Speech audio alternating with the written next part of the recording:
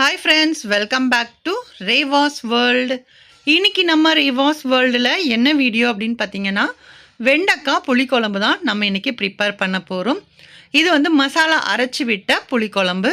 So நம்ம வந்து எந்த விதமான மசால் பொடி இல்லாமல் நம்ம அரைச்சி செய்யக்கூடிய ஒரு சூப்பரான ஒரு குழம்பு தான் நம்ம இன்றைக்கி பார்க்க போகிறோம். ஸோ வாங்க வீடியோக்குள்ளே போகலாம். இப்போது புளிக்குழம்பு செய்கிறதுக்கு தேவையான பொருட்கள் வந்து ஃபஸ்ட்டு பார்த்துடலாம். மசாலா வறுக்கிறதுக்கு பார்த்திங்கன்னா 1 டீஸ்பூன் வந்து கடலப்பருப்பு, 1 டீஸ்பூன் உளுத்தம்பருப்பு எடுத்துக்கிறேன். 2 டீஸ்பூன் வந்து தனியா, அதே மாதிரி 1/4 டீஸ்பூன் மிளகு, 1/4 டீஸ்பூன் ஜீரகம், கொஞ்சமாக வெந்தயம், அப்புறம் வந்து காரத்துக்கு ஏற்ப காஞ்ச மிளகா, ஒரு 4லேருந்து 5 காஞ்ச மிளகா எடுத்திருக்கேன். இப்போ தேங்காய் பார்த்திங்கன்னா ஒரு 2 பத்தை தேங்காய், ஒரு 1/2 டீஸ்பூன் ஜீரகம், அப்புறம் வந்து ஒரு 3 சின்ன வெங்காயம் எடுத்திருக்கேன். 2 பூண்டு பல்லு கூட நீங்கள் சேர்த்துக்கலாம். இது நீங்கள் தனியாக அரைச்சி சேர்க்குறதா இருந்தால் இந்த மாதிரி சேர்த்துக்கலாம். இப்போ காய்கறி பார்த்திங்கன்னா வெண்டைக்காய் கொஞ்சமாக கட் பண்ணி எடுத்து வச்சுருக்கிறேன். அதே மாதிரி வெங்காயம், பூண்டு, தக்காளி, கொஞ்சமாக கருவேப்பிலை, ஒரு 150 கிராம் அளவுக்கு வெண்டைக்காய் நான் எடுத்திருக்கேன். புளி வந்து எடுத்து ஊற வச்சுருக்கேன். இதையுமே நம்ம கரைச்சி எடுத்துக்கலாம். இப்போது ஃபஸ்ட்டு வந்து மசாலா வந்து ரெடி பண்ண போகிறோம். அதுக்கு வந்து ஒரு கடாய் வச்சுருக்கேன். கொஞ்சமாக எண்ணெய் சேர்த்துக்கலாம். எண்ணெய் கொஞ்சம் சூடானதுக்கப்புறமா ஃபஸ்ட்டு வந்து அந்த பருப்பை சேர்த்து வறுத்துக்கலாம். அந்த உளுத்தம் பருப்பும் அந்த கடலப்பருப்பும் ரெண்டுமே கொஞ்சம் வறுபடணும். ஸோ இது வந்து ஓரளவுக்கு நல்லா வறுபட்டு வந்ததுக்கு அப்புறமா தான் தனியா இதெல்லாம் வந்து நம்ம சேர்க்க போகிறோம். இப்போது இதோட கலர் வந்து ஓரளவுக்கு நல்லா மாறி அந்த கலர் வந்து கொஞ்சம் அந்த கலர் சிகப்பு கலர் மாறுற மாதிரி இருக்கும் பார்த்தீங்களா? அந்த டைமில் எடுத்து வச்சுருக்கிற தனியா, மிளகு, ஜீரகம் இதெல்லாம் இருக்கு இல்லையா? அதெல்லாம் சேர்த்து நல்லா ஃப்ரை பண்ணிக்கோங்க. இப்போது அந்த தனியாவோட நல்ல வாசனை அவ்வளோ சூப்பராக வரும். அந்த வாசனை வர டைமில் நம்ம வந்து ஆஃப் பண்ணிவிட்டு இது எல்லாத்தையுமே நம்ம எடுத்து ஆற வச்சுக்கலாம். இப்போ குழம்பு செய்கிறதுக்கு ஒரு கடாயில் கொஞ்சமாக எண்ணெய் சேர்த்துக்கோங்க. முடிஞ்ச அளவுக்கு நல்லெண்ணெய் சேர்த்துக்கோங்க. கொஞ்சம் சூடானதுக்கு அப்புறமா இதில் அந்த வெங்காயம் அப்புறம் பூண்டு இந்த ரெண்டையுமே நம்ம சேர்த்துக்கலாம். அந்த கருவேப்பிலை எல்லாமே நம்ம சேர்த்துக்கலாம். லாஸ்ட்டாக வந்து தாளிப்பு சேர்க்க போகிறோம் அப்படிங்கிறனால நான் இதில் எதுவுமே தாளிப்பு எதுவுமே சேர்க்கலை. வெறும் வெங்காயம், பூண்டு மட்டும் வதக்கிக்கிறேன். இப்போ இது வதங்கிறதுக்குள்ளார நம்ம மசாலா வந்து அரைச்சி எடுத்துகிட்டு வந்துடுறேன். ஸோ நீங்கள் வெறும் இந்த மசாலாவை தனியாகவும் தேங்காய் தனியாகவும் அரைக்கிறதா இருந்தாலும் தாராளமாக அரைச்சிக்கலாம். நான் வந்து இன்றைக்கி ரெண்டையுமே சேர்த்து ஒன்றாவே நான் அரைச்சிக்க போகிறேன். ஸோ ஒரே வேலையாக முடிச்சிடலாம் இல்லையா? அதனால நான் ரெண்டையும் சேர்த்து நல்ல ஃபைன் பேஸ்ட்டாக அரைச்சி எடுத்துக்கிறேன். ஸோ இப்போ இதில் வந்து தக்காளி சேர்த்துக்கலாம். தக்காளி சேர்த்துட்டு கொஞ்சமாக நம்ம உப்பு சேர்த்துட்டோம் அப்படின்னா இந்த வெங்காயம், தக்காளி எல்லாமே கொஞ்சம் நல்லா மசிஞ்சு வதங்கிறதுக்கு கொஞ்சம் நல்லா இருக்கும். இப்போ இது வதங்கிட்டு இருக்கட்டும். அதுக்குள்ளார நம்ம வந்து வெண்டைக்காவை வதக்கி எடுத்துக்கலாம். நீங்கள் ஸ்டார்டிங்லேயே நீங்கள் மசாலா வறுத்ததுக்கப்புறமா வெண்டைக்காவை வதக்கிட்டோம் அப்படின்னா கொஞ்சம் ஈஸியாக இருக்கும்.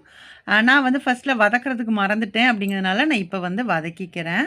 ஒரு கடாயில் கொஞ்சமாக எண்ணெய் சேர்த்துக்கோங்க. எண்ணெய் கொஞ்சம் சூடானதுக்கப்புறமா கட் பண்ணி வச்சுருக்கிற வெண்டைக்காவை சேர்த்துட்டு சும்மா ஒரு 5 நிமிஷம் போல் நல்லா பெரட்டி எடுத்துட்டோம் அப்படின்னா அந்த வலுவலுப்பு தன்மை கொஞ்சம் கம்மியாக இருக்கும். ஸோ அதுக்காக வறுத்துக்கிறேன். இப்போது இந்த நம்ம மசாலா இருக்கு இல்லையா? அந்த வெங்காயம், தக்காளி எல்லாம் நல்லா மசிஞ்சு வந்துருச்சு. இதில் கொஞ்சமாக மஞ்சள் தூள் வந்து சேர்த்துக்கலாம். ஏன்னா நம்ம மசாலா வந்து அரைச்சிட்டோம் இல்லையா?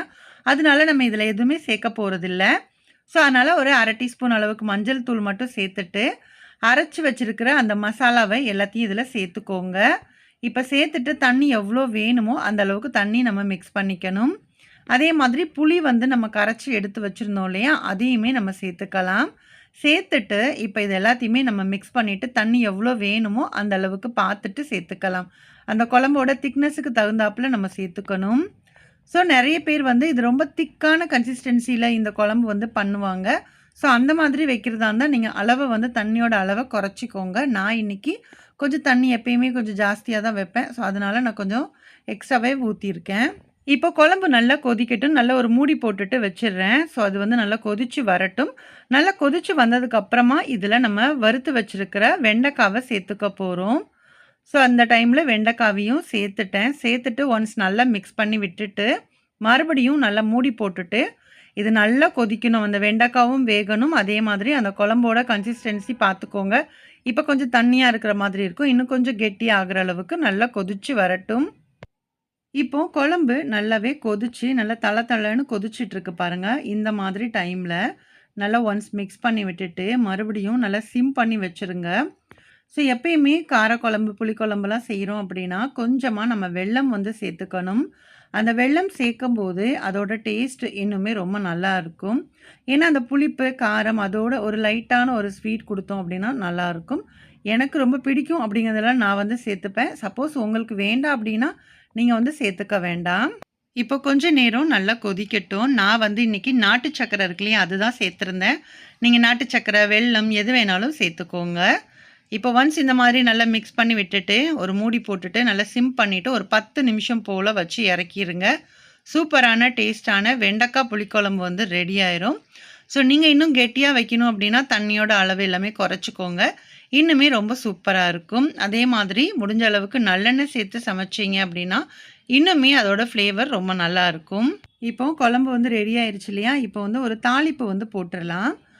தாளிப்புக்கு பார்த்தீங்கன்னா, ஒரு கடாயில கொஞ்சமா எண்ணெய் சேர்த்துக்கோங்க. கடுகு, உளுத்தம்பருப்பு, அப்புறம் சின்ன வெங்காயம் இருந்தா சின்ன வெங்காயம் சேர்த்துக்கோங்க. கொஞ்சமா கருவேப்பிலை இதெல்லாமே சேர்த்து நல்லா பொரிஞ்சு வந்ததுக்கப்புறமா, இப்போ ஆல்ரெடி ரெடி பண்ணி வச்சிருக்கிற குழம்புல சேர்த்துக்கோங்க. அவ்வளோதான். இந்த புளிக்குழம்பு ரெசிபி உங்களுக்கு பிடிச்சிருக்கும் அப்படின்னு நினைக்கிறேன். வீடியோ பிடிச்சிருந்தா வீடியோக்கு ஒரு லைக் கொடுங்க. அதே மாதிரி நம்மளோட ரிவாஸ் வேர்ல்ட் சேனலை இதுவரைக்கும் நீங்க சப்ஸ்கிரைப் பண்ணல அப்படின்னா, ப்ளீஸ் சப்ஸ்கிரைப் பண்ணிட்டு சப்போர்ட் பண்ணுங்க. நெக்ஸ்ட் ஒரு வீடியோல பார்க்கலாம். Thank you.